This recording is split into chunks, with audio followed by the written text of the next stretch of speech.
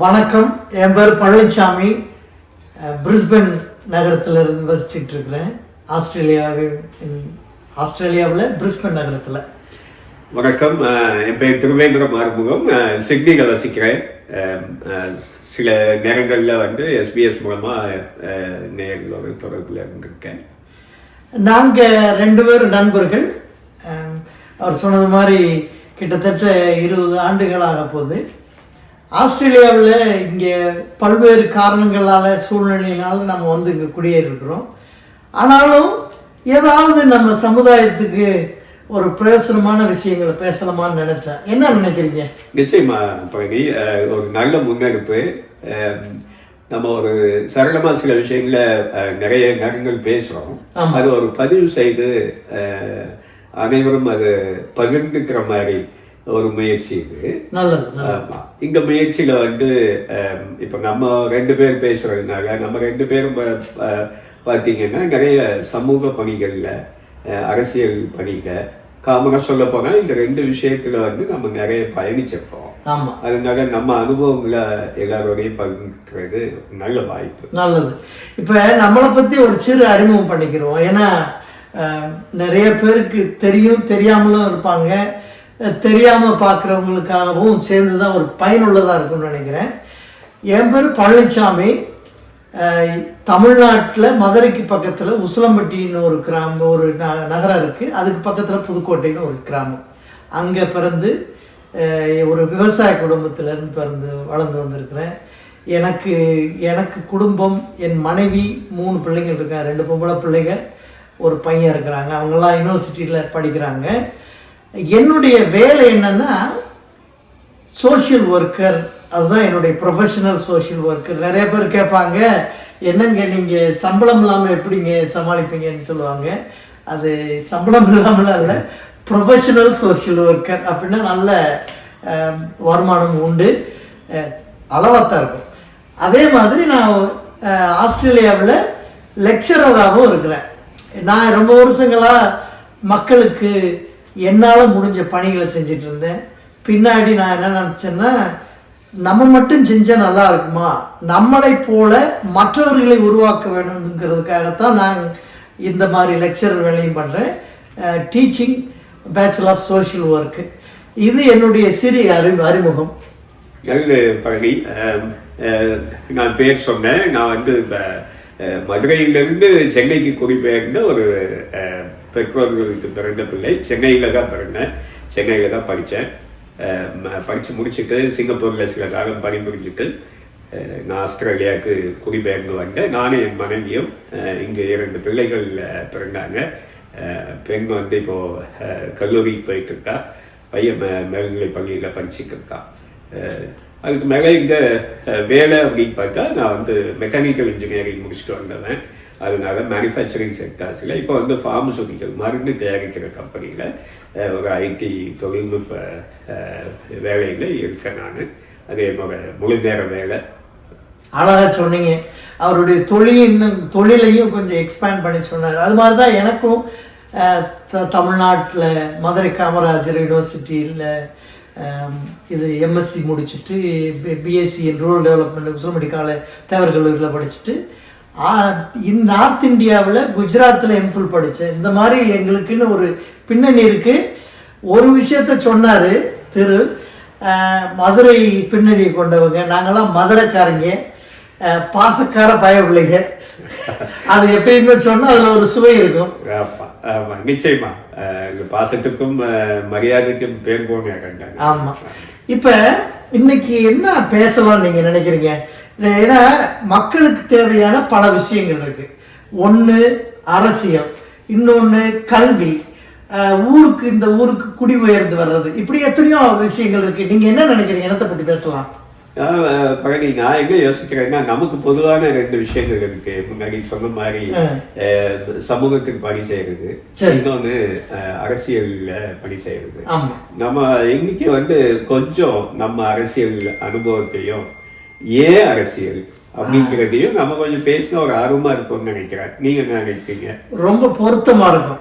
ஏன்னா அரசியலை பத்தி பேசினா யாருமே என்ன நினைக்கிறாங்கன்னா, அரசியல்னா ஏதோ நமக்கு சம்பந்தமில்லாத தூரமான விஷயம் நினைக்கிறாங்க. அது இல்லை. நான் இயங்குறதும் நீங்க இயங்குறதும் இந்த வீடு கட்டுறதும் சரி, ஒவ்வொரு பொருள்கள்லையும் அரசியல் இருக்கு. அரசியல் இல்லாம நம் வாழ்க்கை இல்லை. அப்ப சரியான பதில் தான் நீங்க சொன்னது. நிச்சயமா. அப்போ ஒரு ஆர்வமான ஒரு தலைப்பு தான் இருக்கு. ரொம்ப அற்புதமா இருக்கும். இதுல அரசியல், நீங்க அரசியல் இல்லாம எதுவும் இல்லை அப்படிங்கறத ரொம்ப அழகா சொல்லிட்டீங்க. அதனால நம்ம அதை பத்தி கொஞ்சம், ஏன்னா இப்ப நம்ம பள்ளிக்கூடத்துல படிக்கும் போது நண்பர்கள் வந்து சொல்லுவாங்க, கணக்கு எனக்கு ஆமனுக்கு. இப்போ கணக்கு பாடம் பிடிக்காதவன் இந்த ஆமனுக்கு கசக்கும். அந்த கசக்கிறதுனால கணக்கு எனக்கு ஆமனக்கு அப்படின்பா. ஆனா இங்க வந்ததுக்கு அப்புறம் என்ன தெரிஞ்சது, நிறைய பேருக்கு அரசியல் எனக்கு ஆமனக்கு அப்படிங்கிறான். ஏன்னா அரசியல் கசக்கும். ஆனா கொஞ்சம் அந்த விழாவாரியா கொஞ்சம் பின்னாடி போய் பார்த்தோம்னா அது ஒரு வாழ்வியல் அப்படிங்கிறது உண்மைதான். இப்ப நம்ம வாழ்க்கையில அரசியல் சார்ந்தோ அரசியல் பின்னணி இல்லாம வாழ்க்கையில அரசியல்ல ஏன் நம்ம பங்கெடுக்கணும், நமக்குன்னு ஒரு பின்னணி இருக்கு அரசியல், அதுக்காக நம்ம பேசல. பார்க்குறவங்களுக்கு இதை பற்றி புரிஞ்சுக்கிறோம்னா நான் என்ன நினைக்கிறேன்னா, ஏன் அரசியல்ல சேரணும், அதனால என்ன நன்மை, நமக்கு என்ன நன்மை, நானும் தேர்தலில் நின்றுருக்கிறேன், நீங்களும் தேர்தல் நின்றுருக்கிறீங்க, அது குறித்து பேசலாம். நான் வந்து குயின்ஸ்லாந்து மாநிலம் பிரிஸ்பன்ல இருக்கிறேன். சிட்னியில வந்து பார்த்தீங்கன்னா வெஸ்டர்ன் சிட்னின்னு சொல்லுவோம் இந்த ஏரியாவை. இதில் வந்து கம்பர்லாந்து சிட்டி கவுன்சில் ஏரியாவுக்குள்ள இருக்கிற இடங்களை வசிக்கிறேன். மாநில தொகுதி ப்ராஸ்பெக்ட் அப்படிம்போம். பாராளுமன்ற தொகுதி பார்த்தீங்கன்னா இங்கே இப்போ பேரமட்டாரம் சொல்லுவோம், அங்கே தான் நாங்கள் வசிக்கிறோம். ரைட்டு. நான் என்ன நினச்சேன்னா, நீங்கள் எப்போனாலும் நீங்கள் சொல்லலாம் உங்களுடைய கருத்துக்களையும். 3 விதமான அரசியல் நிலை இருக்கு. ஒன்று லோக்கல் கவர்மெண்ட்னு சொல்லுவோம். நம்ம இந்தியாவில் என்ன சொல்லுவாங்கன்னா உள்ளாட்சித்துறை, அந்த மாதிரி உள்ளாட்சி, நகராட்சி, மாநகராட்சின்னு இருக்கு. அது வந்து லோக்கல் கவர்மெண்ட் லெவல். ஆஸ்திரேலியாவில் இருக்கு, ஒவ்வொரு மாநிலத்திலையும் இருக்கு, ஒவ்வொரு பகுதியிலையும் கொஞ்சம் கொஞ்சம் மாறும். அது வந்து மாநில அரசியல் அமைப்பு சட்டத்துக்குள்ள அந்த உள்ளாட்சித்துறை வந்து செயல்படுது, லோக்கல் கவர்மெண்ட் இங்கே. அதே மாதிரி ஸ்டேட் கவர்மெண்ட் இருக்கு, அப்புறம் டெரிட்டரி லெவல் கவர்மெண்ட் இருக்கு. இந்த ஸ்டேட் கவர்மெண்ட் வந்து Queensland, New South Wales, Victoria, South Australia, வேற என்னது மறந்துட்டேனே, வெஸ்டர்ன் ஆஸ்திரேலியா, இதெல்லாம் வந்து ஸ்டேட். டெரிட்டரினா Australian Capital Territory, Northern Territory, அப்புறம் இது டாஸ்மேனியா, இந்த மாதிரி பகுதிகளை டெரிட்டரின்னு. அதுக்கு அடுத்து நீங்களே சொல்லுங்களேன், இது நம்ம ஃபெடரல்ல பத்தி சொல்லுங்களேன். ஆமா, இப்போ நீங்க ஃபெடரல் லெவல்ல போய் பண்ணோம்னா நீங்க வந்து இந்த தொகுதிகள் வாரியா பார்த்தோம்னா நியூ சவுத் வேல்ஸ் மாநிலத்தில் அதிகமான தொகுதிகள் இருக்கு. மொத்தத்தில் வந்து பார்த்தீங்கன்னா 150 தொகுதி இருக்கிறது. இல்லை பெரும்பாலான தொகுதியை ஜெயிக்கிற அரசாங்கம் தான், கட்சி தான் ஆட்சி. ஆமா, இப்பதான் வந்து நம்ம மே 3ஆம் தேதி நம்மளோட ஃபெடரல் எலெக்ஷன் முடிஞ்சது. ஃபெடரல் எலெக்ஷன் நம்ம இந்தியாவில் சொன்னோம்னா சென்ட்ரல் கவர்மெண்ட்னு சொல்லுவோம். ஆமா ஆமா.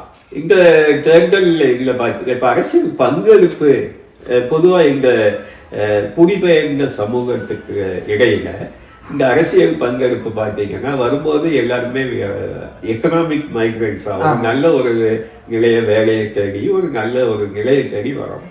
வந்ததுக்கு அப்புறம் பார்த்தீங்கன்னா எல்லாரும் வேலையை பார்த்து வீட வாங்கி நிரந்தர பிஆர் ஸ்டேட்டஸ்ல இருந்து ஒரு குடியுரிமை வாங்குற ஒரு இதுக்கு சிட்டிசன்ஷிப் வாங்க போறவங்க நம்ம எல்லாருக்கும் இந்த வாக்களிக்கிற உரிமை வந்திருக்கு. இந்த வாக்களிக்க ஒவ்வொருத்தருக்கும் ஒரு தார்மீக கடமை இருக்கு. அந்த அரசாங்கத்தை நிர்ணயிக்கிறது அவங்க தான். அப்போ அவர்களுக்கு இங்க இருக்கிற கட்சிகள் என்ன, அந்த கட்சிகளோட பாலிசிஸ் என்ன, அவர்கள் எதை நோக்கி பயணிக்கிறாங்க, இது தெரிஞ்சாதான் அவர்கள் அந்த வாக்களிக்க போகும்போது சரியான கடமையை செய்ய முடியும்னு நினைக்கிறேன். என்ன நினைக்கிறேன்? நான் சரியானது பேச்சு. நீங்க சொன்னதுல நிறைய விஷயங்கள் எனக்கு புரிய ஆரம்பிக்குது. ஒன்று, வேலைக்கு வர்றப்ப நம்ம வேலை, வருவாய், நம்ம எதிர்காலம், அது மட்டும்தான். என்னைக்கு நம்ம பெர்மனன்ட் ரெசிடென்ஸ் ஆகணும்னு சொல்லி நினைச்சிட்டோம்னாலே அதுக்கு இன்னொரு கட்டம் இருக்கு, சிட்டிசன். சிட்டிசன் ஆகணும்னா தான் நீங்க சொல்ற அந்த ஓட்டு போடணும். அந்த வாக்களிப்பு பண்றப்ப நம்ம என்ன ஆகுது, அப்ப வாக்கு செலுத்துறப்ப எதுக்காக பண்றோம், ஏன் பண்றோங்கிறது ரொம்ப முக்கியம். இப்ப நம்மளுடைய வாழ்க்கையில ஓட்டு உரிமைங்கிறது வந்து ரொம்ப முக்கியமானது. குடியுரிமை உள்ளவங்களுக்கு தான் ஓட்டு உரிமை உண்டு. அந்த ஓட்டு போடுறவங்க தான் பிரதிநிதிகளை தேர்ந்தெடுக்கிறாங்க. சரிதானா? இதே தான் எல்லா இடத்துலயும் இருக்கு. அந்த மத்திய அரசு லெவல்ல சொன்னீங்கல்ல நீங்க, ஃபெடரல் கவர்மெண்ட் 2 விதமான கேண்டிடேட் தேர்ந்தெடுப்பாங்க. ஒன்று ஃபெடரல் மெம்பர் ஃபார் அந்த ஒவ்வொரு பகுதியிலையும் பார்லிமெண்ட்டுக்கு தேர்ந்தெடுப்பாங்க. இன்னொன்று இந்த செனட்டரு ஹோல் ஸ்டேட் முழுவதும் எடுத்து கொண்டு வருவாங்க. இப்போ வாக்கு செலுத்துறது வந்து நமக்கு நன்மையாகவும் முடியும், தீமையாகவும் முடியும், நமக்கு எதிராகவும் முடியும். அதை பற்றி என்ன நினைக்கிறீங்க? ஏதாவது ஒரு உதாரணம் சொல்லுங்களேன். சில நேரங்களில் நம்ம வாக்களிக்கும் போது நம்ம வந்து முதல்ல பார்க்கறது வந்து நம்ம வேட்பாளர்கள் யாருன்னு பார்க்கிறோம். ரெண்டாவது அந்த வேட்பாளர்கள் சார்ந்துள்ள கட்சிகளை பார்ப்போம். அந்த கட்சிகளை பார்க்கறது அந்த கட்சிகளோட கோட்பாடு, வாக்குறுதிகள், அவர்கள் ஆட்சிக்கு வந்தால் என்ன செய்யறதா அவர்கள் சொல்றாங்க அப்படிங்கிறத பார்க்கணும். நம்ம எல்லாம் மைக்ரன்ஸ் அப்படின்றதுனால எல்லாருமே குறிப்பிட்டு பார்க்கக்கூடிய சில விஷயங்கள் இருக்கு. அது என்னன்னா, பிள்ளைகளோட படிப்புக்காக நம்ம வந்து எஜுகேஷன்ல இந்த கட்சி என்ன வாக்குறுதி கொடுக்குது அப்படின்னு பார்ப்பாங்க. இந்த மைக்ரேஷன் சைட்ல நம்ம எல்லாம் மைக்ரன்ஸா வந்ததுனால இந்த இமிகிரேஷன் சைட்ல வந்து எங்க முடிவுகள் இவங்க எடுக்கிறாங்க, எங்க செய்ய போறாங்க அப்படிங்கிறத அவங்க உன்னிப்பாக கவனிக்க வாய்ப்பு இருக்கு. அதுக்கப்புறம் நம்ம எக்கனாமிக் மைக்ரன்ஸ்க்காக இந்த டாக்ஸேஷன்ல என்ன செய்ய போறாங்க, இப்போ இந்த 3 ஏரியாவையும் நம்ம ரொம்ப உன்னிப்பாக கவனிப்பாங்க. அது கவனிச்சு வாக்களிக்க போகிறோம். வாக்களிக்க போகும்போது நிறைய விஷயங்களை நம்ம பழகிக்கணும். ஏன்னா பெரும்பாலான நாடுகள்லேருந்து வந்ததில் ப்ரிஃபரன்ஷியல் ஓட்டிங் சிஸ்டம் அப்படிங்கிறது இல்லை. யார் அதிகமான வாக்குகள் வாங்குறாங்களோ அவங்க ஜெயிச்சுட்டு போயிடுவாங்க. ஆனால் ஆஸ்திரேலியாவில் ஒரு ப்ரிஃபரன்ஷியல் ஓட்டிங் சிஸ்டம் இருக்கு, கம்பல்சரி ஓட்டிங் சிஸ்டம் இருக்கு. இந்த மேண்டட்டரியா ஓட்டு போடுறதுனால எல்லாருக்கும் தெரிஞ்ச, இது ஓட்டு போடலைன்னா உங்களுக்கு வந்து ஃபைன் போட்டு ஒரு லெட்டர் வந்துடும். லெட்டர் வந்துச்சுன்னா நீங்க ஃபைன் கட்டணும், இல்லைன்னா அது பெரிய சிக்கல்ல மாட்டி விட்டுரும். அது தேவையில்லைன்னு நினைக்கிறேன். ஆமா, நிச்சயமா அது யாரும் விரும்ப மாட்டாங்க. அதுக்காக காலையில வேலைக்கு போறவங்க கூட ஓடி வந்து வாக்களிச்சு. ஆமா, மேண்டட்டரி ஓட்டிங் சிஸ்டம் இல்லாத நாட்டுல எங்கெல்லாம் முடிவுகள் வருதுன்னு சொல்லி இங்க கடந்த அமெரிக்க தேர்தலில் நம்ம பார்த்துருக்கோம். ஏன்னா அமெரிக்காவில் வந்து மேண்டட்டரி ஓட்டிங் சிஸ்டம் இல்லை. இப்போ ஆஸ்திரேலியாவில் உண்டு, இந்தியாவில் இல்லை. இல்லை, மலேசியா, சிங்கப்பூர், இலங்கையில அது இல்லைன்னு நினைக்கிறேன். இல்லை இல்லை, பதிவு பண்ற வாக்குகளோட சதவீதம் வந்து அமெரிக்காவோட இந்த நாடுகள்ல அதிகம். இப்ப நீங்க அந்த வகையில பார்க்கும்போது மக்கள் வந்து வாக்களிக்க போகும்போது எதுக்காக வாக்களிக்கிறோம், எப்படி வாக்களிக்கிறோம் அப்படிங்கிறது சில நேரங்கள்ல நம்ம நீங்க எலெக்ஷன்ல பாத்தீங்கன்னா ஒரு 8% இருந்து 10% வாக்குகள் செல்லாம போயிடும். அது எவ்வளவு பெரிய கவலைக்குரிய விஷயம் தெரியுமா? நாங்க வந்து ஏதாவது எங்களை சார்ந்த கட்சி சார்ந்தவரோ நண்பர்களா இருந்தாங்கன்னா அவங்களுக்கு வாக்கு இந்த மாதிரி ஓட்டு போடுங்கன்னு சொல்லி நாங்க கொடுப்போம், ஆதரவு கேட்டு. ஆனா சிலர் வந்து வேணான்னுவாங்க, எனக்கு தெரியும்னுப்பாங்க. ஆனா அப்புறம் உள்ள போய் இதை எல்லா ஓட்டையும் என்றப்பதான் தெரியும் நீங்க சொன்ன இந்த 10% வாக்குகள் வந்து செல்லாம இருக்கு. அதெல்லாம் ரொம்ப அதிகம். ஆமா, சில தொகுதியில பாத்தீங்கன்னா மார்ஜினல் சீட்ஸ்ன்னு சொல்லுவோம். மார்ஜினல் சீட்ஸ்ல வந்து வித்தியாசமே ஒரு 5% உள்ளதான். உண்மைதான். ஆமா, ஆனா 50-25 ரொம்ப வித்தியாசத்துல ஜெயிச்சிருக்காங்க. அப்படிலாம் ஜெயிச்சிருக்காங்க. ஆனா பாத்தீங்கன்னா செல்லாத வாக்குகள் அதிகமா இருக்கு. அந்த வாக்குகள் எண்ணப்பட்டா முடிவுகள் மாறலாம். அதனால நம்ம பெரும்பாலும் இந்த தேர்தலுக்கு முன்னாடி நம்ம எல்லாருமே என்ன செய்யறோம் அப்படின்னு சொன்னா ஒரு விதமான ஒரு எஜுகேஷனல் வீடியோவை கொடுக்குறோம். இப்படி எல்லாம் வாக்களிக்கணும். எலெக்ஷன் கமிஷனும் எலக்ட்ரல் கமிஷனும் அதை செய்யறாங்க. அதெல்லாம் கவனிச்சு நம்ம வந்து வாக்களிக்கும் போது நம்ம வாய்ஸ் அங்க கேட்கணும் அப்படின்னு சொன்னா நம்ம வாக்குகள் எங்க படணும்னா நம்ம வந்து அதை சரியான முறையில் வாக்களித்து செல்லும்படியாக ஆக்கி முடிவுகளை போடணும். ஆமாம், இதில் எனக்கு 2 விஷயம் தெளிவுபடுத்தணும்னு நினைக்கிறேன். அப்புறம் 3வது விஷயத்துக்கு நம்ம ஏன் பேசுகிறோன்றதுக்கு சொல்லிடுவோம். ஒன்று வந்து சில கொள்கை ரீதியாக சொன்னீங்க, நம்மளுக்கு பாதிக்கக்கூடிய நம்ம சார்ந்த விஷயங்கள், இமிக்ரேஷன், இது டாக்ஸேஷன், எஜுகேஷன் மாதிரி விஷயங்களை சொன்னீங்க. அது ரொம்ப முக்கியமானது. அதே மாதிரி அதை பற்றி கொஞ்சம் பேசுவோம். அதில் பின்னாடி வர்றப்ப அடுத்த காலங்களில் எஜுகேஷனை பற்றி, மைக்ரேஷனை பற்றி, டாக்ஸேஷனை பற்றி இன்னும் கொஞ்சம் விரிவாக பேசலாம். இப்போ எல்லாம் வந்து ஜூலை 1ஆம் தேதியிலேருந்து டாக்ஸ் ரிட்டர்ன் போடணும். அக்டோபருக்குள்ளே போடலைன்னா சில பிரச்சனைகள் இருக்குது. அதுக்கப்புறம் போடலாம், டாக்ஸ் ஏஜென்ட் மூலமாக தனியாகவும் போடலாம், டாக்ஸ் ஏஜென்ட் மூலமாகவும் போடலாம். அது அப்புறம் நீங்கள் அந்த சொன்னீங்கல்ல, அதை பற்றி எப்போ பேசலாம்னு நினைக்கிறீங்க? இந்த இமிக்ரேஷனை பற்றியோ எஜுகேஷன் டாக்ஸேஷனை பற்றி எப்போ பேசலாம்னு நினைக்கிறீங்க? ஆமாம், நிச்சயமாக அடுத்த எபிசோடில் நம்ம வந்து ஒவ்வொரு டாப்பிக்காக இருப்போம். இப்போ இமிக்ரேஷன் பார்த்தீங்கன்னா சில மாறுதல்கள் அரசாங்கம் கொண்டு வரும்போது இப்போ தான் புதிய அரசாங்கம் வந்து பாராளுமன்றத்தில் பேச ஆரம்பிச்சிருக்காங்க. அப்படி பேசாமல் ஒவ்வொரு பில்லும் ஒரு போர்ட்ஃபோலியோ போகும்போது பார்த்தீங்கன்னா இமிக்ரேஷனில் என்ன மாறுதல்கள் வருதோ அப்போல்லாம் நம்ம வந்து அதை ஒரு முக்கியமான தலைப்பாக வச்சு நம்ம பேசலாம். அதே மாதிரி எஜுகேஷன்ல வந்து இப்போ ஒவ்வொரு மாநிலத்திலையும் வந்து ஒவ்வொரு விதமான வளர்ச்சிகள் மேம்பாடுகள்லாம் செய்கிறாங்க. மக்கள் தொகை கணக்குக்கு ஏற்ற மாதிரி அதையும் நம்ம பேசுவோம். இதில் ஒரு முக்கியமானதை ஞாபகப்படுத்திட்டீங்க. ஆஸ்திரேலிய பிரைம் மினிஸ்டர் ஆந்தனி அல்பனீஸ் வந்து இப்போ பாராளுமன்றம் கேன்பராவில் கூடின உடனே ஒரு முக்கியமான அறிவிப்பு போட்டாங்க. அந்த எஜுகேஷன் லோன் வந்து அரசாங்கமே கொடுக்கும், அதில் 20% தானே தள்ளுபடி வேண்டதா வந்து அந்த ரெசல்யூஷனை பாஸ் பண்ணியிருக்காங்க, சட்டமாக்கிறாங்க. அப்படி ஆக்கிட்டாங்கன்னா நிறைய மாணவர்களுக்கு, அதாவது இந்த ஊரில் இருக்கிற பெர்மனன்ட் ரெசிடென்ட் சிட்டிசனாக இருக்கிறவங்களுக்கெல்லாம் பயனுள்ளதாக இருக்கும். ஆனால் மைக்ரெண்ட்டுக்கு அது பயன் இருக்கும். ஆனால் அந்த படிக்க வர்றாங்கல்ல அவங்களுக்கு இருக்காது நினைக்கிறேன். சரிதான், இன்டர்நேஷனல் ஸ்டூடெண்ட்ஸுக்கு கிடையாது, இருக்காது. பிஆர் சிட்டிசன்ஸுக்கு தான் இந்த hex loan, higher education support loan, அந்த லோனுக்கு வாங்கியிருக்கிறவங்களுக்கு 20% வந்து தள்ளுபடி செய்யறதா தேர்தல் வாக்குறுதி கொடுத்தாங்க. அது சிறப்பான ஒரு திட்டம். சரி, இப்போ இந்த கம்பல்சரி ஓட்டிங் சொன்னீங்க.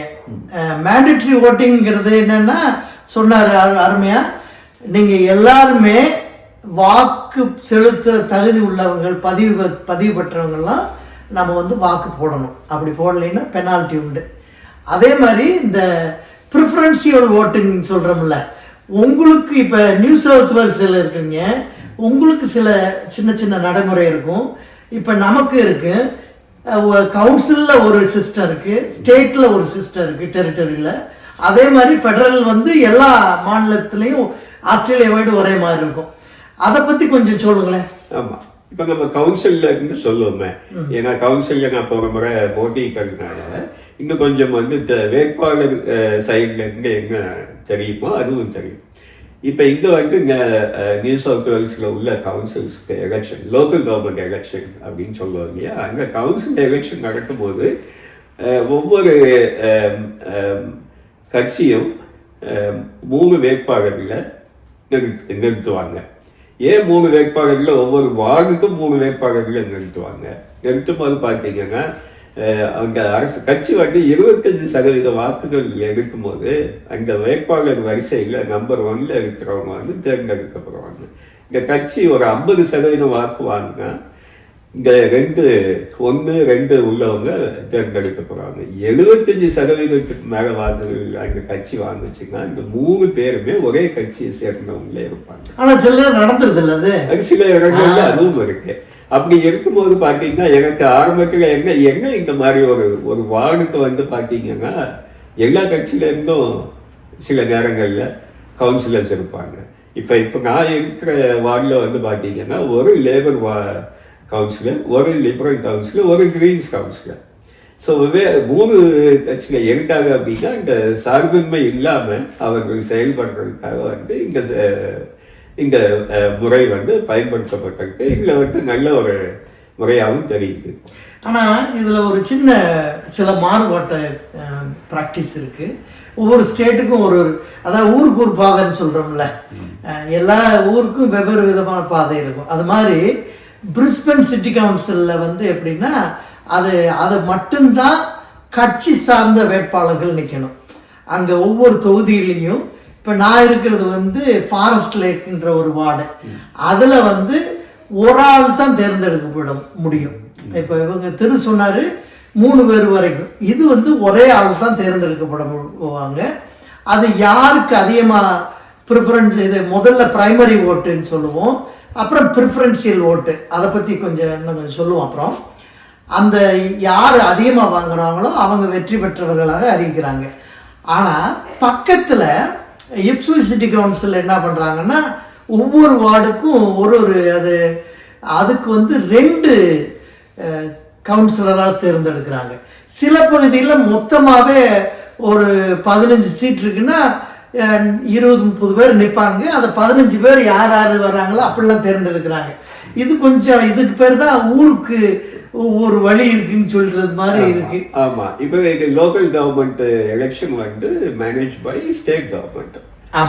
ஸ்டேட் மாநில அரசாங்கத்துக்குள்ள வர்றதுனால அவங்க வந்து அந்த ஒவ்வொரு மாநிலத்துக்கும் வந்து ஒவ்வொரு முறையில வந்து தேர்ந்தெடுக்கிற சிஸ்டத்தை வச்சிருக்காங்க. சட்டப்படி அது அவர் சொன்னது சட்டப்படி அந்த மாநில அரசினுடைய கட்டுப்பாட்டுக்குள்ள வர்றதுனால அந்த லோக்கல் கவர்மெண்ட் எலெக்ஷனை அவங்க இஷ்டப்படி கொஞ்சம் செய்யறாங்க. ஆமா, இப்ப நீங்க கொஞ்சம் வருஷத்துக்கு முன்னாடி பாத்தீங்கன்னா இப்ப நாங்க வசிக்கிற கவுன்சிலும் இன்னொரு கவுன்சில் அமல்கமேட் பண்ணிட்டாங்க. இப்போ சிறிய கவுன்சில், அதாவது லாபகரமா நடத்த முடியாத கவுன்சில், இன்னொரு பக்கத்துல லாபகரமா நடக்கிற கவுன்சிலையும் இணைச்சி அதை வந்து சர்வீசஸை வந்து ஹார்மனைஸ் பண்ணிட்டாங்க.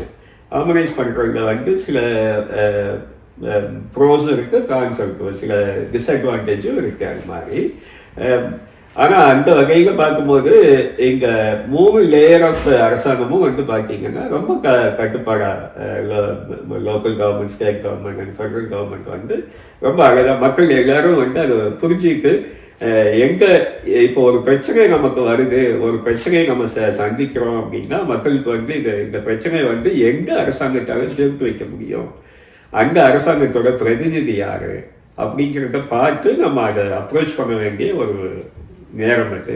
அதுக்காக நம்ம நிறைய தெரிஞ்சுக்க வேணும். ஒரு உதாரணம் சொல்லணும்னா நமக்கு வந்து ஒரு காஸ்ட் ஆஃப் லிவிங் வந்து நமக்கு எஜுகேஷனோ இல்லை ஹாஸ்பிட்டலோ பிரச்சனை இருக்குன்னா அது எங்க அரசாங்கம் முதல்ல மாநில அரசாங்கம் தான் அதை கண்ட்ரோலில் வச்சிருக்காரு. மத்திய அரசாங்கம் உதவி இருந்தாலும் மாநில அரசாங்கம். இதே வந்து ஒரு கவுன்சிலர்கிட்ட போயிட்டு நான் வந்து இமிகிரேஷன்ல பிரச்சனை இருக்கு அப்படின்னு சொன்னா அவருக்காக அது சரியா. அதே மாதிரி ஸ்டேட் மெம்பர்னாலையும் பெருசா செய்ய முடியாது. நமக்கு வந்து சிம்பத்தைஸ் பண்ணலாம், அப்ரிசியேட் பண்ணலாம், நல்லபடியாக நடக்கணும்னு ஒரு வாழ்த்து சொல்லலாம். ஆனா மற்றபடி அவங்களால பெருசா செய்ய முடியாது. ஒவ்வொரு அரசாங்கத்தோட வேலை என்ன, அவர்களால் நிர்வகிக்கப்படக்கூடிய துறைகள் என்னன்றதை நம்ம வந்து நிச்சயமா தெரிஞ்சுக்கணும். வர எபிசோட்ல எல்லாம் வந்து நிறைய அதை பத்தி பேசுவோம். ஆமா, இதுக்கு நல்லா சொல்லியிருக்கிறீங்க. கொஞ்சம் இதை வந்து சொல்லிட்டு அப்புறம் ஒரு முடிவு படிக்கிறோம். அடுத்து வந்து தேவைகளுக்கு தகுந்து நம்ம சொல்லலாம். நம்மளும் யோசிச்சுட்டு எது பயனுள்ளதா இருக்குன்றதும் பண்ணுவோம். இப்போ நான் குயின்ஸ்லாந்து மாநிலத்தில் ஸ்டேட் எலெக்ஷனில் நின்றுருந்தேன். அது வந்து ஒரே லெவல் தான், ஒரே ஸ்டேட் எம்பி தேர்ந்தெடுக்கப்படுவாங்க குயின்ஸ்லாந்து பாராளுமன்றத்துக்கு. இங்கே நியூ சவுத் வேல்ஸில் 2 லெவல் இருக்குது, அப்பர் ஹவுஸ் லோவர் ஹவுஸ் நினைக்கிறேன். அதனால ஒருத்தர் எம்பியா தேர்ந்தெடுப்பாங்களா, எப்படி அது எம்பி எம்எல்சின்னு சொல்கிறாங்க. நம்ம இந்தியாவிலையும் இந்த மாதிரி கேள்விப்பட்டிருப்பீங்க. அது ஃபெடரல் லெவலில் ஃபெடரல் எம்பி, ஃபெடரல் செனட்டர், இந்த இதுதான் இருக்கு. இப்போ நீங்க சொன்னது ரொம்ப முக்கியம். ஒவ்வொரு பிரச்சனைக்கும் யாருகிட்ட கேட்கணுன்றது ரொம்ப முக்கியம். அதை பற்றிய புரிதல் வந்து மக்களுக்கு தேவை. இது சம்பந்தமா நிச்சயமா விரிவா கொஞ்சம் பேசலாம். ஆனா ஏன் அரசியல்ல சேரணும், ஏன் ஆக்டிவா பார்ட்டிசிபேட் பண்ணணும், ஏதாவது பிரச்சனைனா நமக்கு உடன்படாத ஒரு கோரிக்கைகள் இருந்துச்சுன்னா அதை வந்து நம்மளே வீட்டுக்குள்ள பீரோவில் பூட்டி வச்சிடறதா, இல்லை ஃப்ரிட்ஜுக்குள்ள ஃப்ரீசருக்குள்ள போட்டு ஃப்ரீஸ் பண்ணிடுறதா, இல்லை அந்த பிரச்சனை என்னான்னு சொல்லி சம்பந்தப்பட்ட கவுன்சில் லெவல்லையோ, லோக்கல் கவர்மெண்ட் லெவல்லையோ, ஸ்டேட் லெவல்லையோ, ஃபெடரல் லெவலில் எடுத்துட்டு போகணுமா, அதனுடைய அவசியம் என்ன, அதை பேசலாம். அதே மாதிரி நம்மளும் பங்கெடுக்கணும். நமக்கு என்ன அரசியலில் வந்து ஏன் கலந்துக்கணும் நமக்கு எண்ணம்? ஏன்னா நம்ம வந்து ஒரு முன்னோடி. இப்போ நம்ம முன்னாடி போனோம்னா தான் எதிர்காலத்தில் வர்ற சமுதாயத்தில் வர்றவங்களாம் என்ன நினைப்பாங்கன்னா, சரி இவங்கெல்லாம் போனாங்க, ஏன் போனாங்க என்னன்ற ஒரு உற்சாகம் வரும். இந்த நாட்டில் வாழணும், பல நூற்றாண்டுகள் இருக்கணும்னா இந்த நாட்டினுடைய அரசியலையும் பங்கெடுத்துக்கிறணும். அதை பற்றி உங்களுடைய கருத்துக்களை சொல்லுங்களேன். பிரதி சரியா சொன்னீங்க. அரசியல் வந்து பிரிச்சு பார்க்க முடியாத ஒரு விஷயம். இன்னைக்கு ஆரம்பத்திலே சொன்னீங்க, இன்னைக்கு இது இந்த வீட்டில் நாட்டில் எங்க நடக்கிறதுக்கும் பின்னாடி வந்து ஒரு அரசியல் இருக்கு. அரசியலை இவர்கள் வந்து ஒரு தனிப்பட்ட ஒரு விஷயமா பார்க்காம அது ஒரு வாழ்வியலாவே நம்ம பார்க்க ஆரம்பிக்க வேண்டிய ஒரு கட்டாயம் ஒவ்வொரு மனுஷனுமே. அந்த வாழ்வியல்னா இப்போ வந்து எப்படி ஒரு அறிவியல் இருக்கோ, வரலாறு இது இருக்கோ, மக்கள் வந்து அரசியலையும் தெரிஞ்சுக்கணும். ஏன்னா இன்னைக்கு ஒவ்வொரு வீட்டுக்குள்ள நடக்கிற விஷயத்துக்கு எல்லாத்துக்கும் பின்னாடி அந்த அரசியல் தான் வந்து அரசாங்கம். இந்த அரசியலை தெரிஞ்சாதான் நம்ம அரசாங்கத்தை நிர்வகிக்கிறவங்கள சரியா நம்ம தேர்ந்தெடுக்க முடியும், சரியான ஆட்கள் நிர்வகிக்கிறதுக்கு அனுப்ப முடியும். அப்ப அந்த அரசாங்கம் வந்து நல்ல அரசாங்கம் வேணும், மக்களுக்காக அரசாங்கம் வேணும்னா எல்லாருக்கும் இந்த அரசியல் தெரியணும். இந்த அரசியல் நமக்கு தெரியலன்னா நம்ம பிள்ளைகளுக்கு போற வாய்ப்பு இல்லை அப்படிங்கிறது. அதனாலதான் நீங்க அடுத்த சந்ததிக்கு வந்து அது கண்டிப்பா கொண்டு செலுத்தணும்னு. அதுக்காக நம்ம வந்து நல்ல ஒரு கட்சியை தேர்ந்தெடுத்து, நம்ம கொள்கைக்கு ஈடுபாடா உள்ள கட்சியை தேர்ந்தெடுத்து அந்த கட்சியோட உறுப்பினரா ஆகி அரசியல்ல பங்கெடுக்கிறது ரொம்ப அவசியம். ஆமா, நல்லா அழகா சொன்னீங்க. இப்ப அரசியல் கட்சியில சேர்றது நமக்கு உடன்பட்ட கட்சின்னு ஒண்ணு இருக்கு, கொள்கை ரீதியத்தான் சொல்றது. ஆனா நமக்கு வந்து எல்லாமே அந்த கட்சியில் இருக்கிற பாலிசி எல்லாம் நமக்கு பிடிக்கணும்ன்ற அவசியம் இல்லை. பெரும்பாலானவைகள் வந்து நமக்கு உடன்பாடு இருந்தாலே சரியா வரும். அப்பிறகு உண்மையிலே மக்களுக்கு பாதிக்கப்படுறதோ, நம்ம சமுதாயத்துக்கு பாதிக்கப்படுறதோ, நம்ம வாழ்ற இடத்துல பாதிக்கப்படுறதா இருந்ததுன்னா அது குறித்து வந்து இப்போ நீங்கள் இது கட்சியில எல்லாம் ஒரு கூட்டம் போடுறீங்க, அதுல எல்லாம் சில கோரிக்கைகளை பத்தி பேசுறீங்க, அது ஏதாவது ஒரு சொல்ல முடியுமா? ஆமா, நிச்சயமா சொல்ல. நீங்க ஒரு கட்சியில ஒரு உறுப்பினரா சேர்ந்துட்டீங்கன்னா, இப்ப நான் ஒரு கட்சியில உறுப்பினரா இருக்கேன்.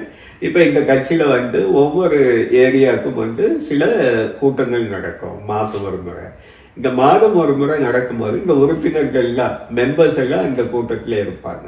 அப்படி இருக்கும்போது அந்த கட்சியை சார்ந்த பிரதிநிதிகள், லோக்கல் கவர்மெண்ட்டுக்கு கவுன்சிலர்ஸ், ஸ்டேட் கவர்மெண்ட்டோட போறாங்க எம்பிஸ், ஃபெடரல் கவர்மெண்ட் போற எம்பிஸ் வந்து அந்த கூட்டத்துக்கு வந்து ரிப்போர்ட் கொடுக்கணும். மாசம் ஒரு முறை அவங்க கொடுக்கும் போது என்ன நடந்துச்சு கவுன்சில்ல, எங்க பாராளுமன்றத்துல நடந்துச்சு, அரசியல் கட்சி வந்து எதை நோக்கி நம்ம போயிட்டு இருக்கோம் அப்படின்னு அவங்க ஒரு ரிப்போர்ட் கொடுப்பாங்க. ஆனா இந்த உறுப்பினர்களுக்கு ஒரு பெரிய வாய்ப்பு என்ன அப்படின்னு சொன்னா, நேரடியா அவர்களிடம் கேட்க வேண்டிய கேள்விகளை வாய்ப்பு கிடைச்சிருக்கு. அப்போ வந்து சும்மா அறிக்கையை விட்டுட்டு நான் இது செஞ்சு அது செஞ்செல்லாம் சொல்ல முடியாது. அப்ப எவ்வளவு ஒரு அருமையான வாய்ப்பு இல்ல? ஆமா, அந்த வாய்ப்பு வந்து உங்களுக்கு வந்து நேரடியா ஒரு ஒரு பிரதிநிதிய, ஒரு எம்பிய பார்த்து நீங்க வந்து ஏன் இதை செய்யணும், இதை நீங்க செய்யறதுக்கு எங்க நடக்குது அப்படிங்கறத கேட்டு தெரிஞ்சுக்கிறதுக்கு உண்டான ஒரு வாய்ப்பு அமைகிறது. அது மட்டும் இல்லாம நீங்க கேட்கிற கேள்வியும் பதிலும் செக்ரட்டரியால வந்து மினிட்ஸ் ஆஃப் மீட்டிங்ல ரெஜிஸ்டர் ஆகுது. பாத்தீங்களா, மினிட்ஸ் இருக்கு, யார் யார் வந்தாங்கன்னு இருக்கு, என்ன சொன்னாங்கன்னு இருக்கு, கேள்வி கேட்டது இருக்கும். சில நேரம் தீர்மானம் போட்டு அதை வந்து அடுத்த லெவலுக்கு கொண்டு போவோம். அதுக்கு பதில் வரணும். பதில் வரலைன்னா அடுத்த ஒரு எழுதுவோம், எப்படியா வந்துடணும், வேற வழி இல்லை. இப்ப பார்வையாளர்களா இருந்துகிட்டு குற்றம் மட்டும் சொல்ற ஒரு கூட்டம், பெரிய கூட்டம் எல்லா இடத்துலயும் இருக்கு, நீங்க பார்த்துருப்பீங்க. ஆனா பார்வையாளர்களா இருக்கணும். எல்லாருமே மேடையில் நின்று பாடுறவங்களாவும் பேசுறவங்களா இருந்தா கேட்கறதுக்கு ஆள் வேணும்ல. ஆனா எல்லா நேரத்திலையும் அப்படி இருக்கணும்ன்ற, யாருனால முடியுமோ என்னால் அரசியலில் சேர்ந்து உறுப்பினராக சேர்ந்து பங்களிக்க முடியும், பிரச்சனைகளுக்கு விவாதமாக செஞ்சு அதுக்கு ஒரு நல்ல தீர்வு கொடுக்க முடியும்னா நான் வந்து அரசியலில் சேர்றது நல்லது தானே. நிச்சயமா அந்த வாய்ப்பை அனைவரும் பயன்படுத்தணுங்கிறது தான் நம்மளோட குறிக்கோளே, வேண்டுகோளே. அப்போ வந்து இப்போ நாங்கள் சொன்னதுலேருந்து ஓரளவு தெரிஞ்சிருக்குன்னு நினைக்கிறேன். அப்போ வந்து அரசியலில் ஈடுபடுறது மட்டும் இல்லை, அது எப்படி செயல்படுது, ஏன் செய்கிறத பற்றியெல்லாம் நாங்கள் எங்களுக்கு தெரிஞ்ச சில கருத்துக்களை பரிமாறிக்கிட்டோம். ஆமாம், பழகி ரொம்ப அற்புதமான. நம்ம ஆரம்பிக்கும் போது நான் என்னமோ நினச்சேன், ஆனால் ஒரு வகையில் கொண்டு வந்து பார்த்தீங்கன்னா அரசியலோட அவசியத்தை நம்ம வந்து ஓரளவுக்கு சொல்லியிருக்கோம்னு நினைக்கிறேன். இதுக்கு மேலே வந்து நீங்கள் நிறைய விஷயங்களை பேசுவோம், ஏன்னா அனுபவத்தை பகிர்ந்துக்கிறதுக்கு இதெல்லாம் ஒரு பெரிய வாய்ப்பு. அதாவது புத்தகத்தில் படிச்சுட்டு பகிர்ந்துக்கிறது ஒன்று இருக்கு, யாராவது சொன்னதை வந்து கேட்டுட்டு சொல்றது ஒன்று இருக்கு, வாழ்க்கையில வாழ்ந்து அதை பகிர்ந்துக்கிறப்ப எவ்வளவு பெரிய அனுபவ ரீதியான ஒரு ஈடுபாடு. அப்போ அது நிச்சயமா பயனுள்ளதா இருக்கணும், இருக்கும் நம்புறோம். அடுத்து உங்களை எல்லாம் சந்திக்கிறோம். உங்களுடைய பங்களிப்புக்கு நன்றி. எல்லாரையும் மீண்டும் சந்திப்போம். இது பழனிசாமி. நன்றி, வணக்கம். நன்றி, வணக்கம். திரு ஆறுமுகம். சந்திப்போம்.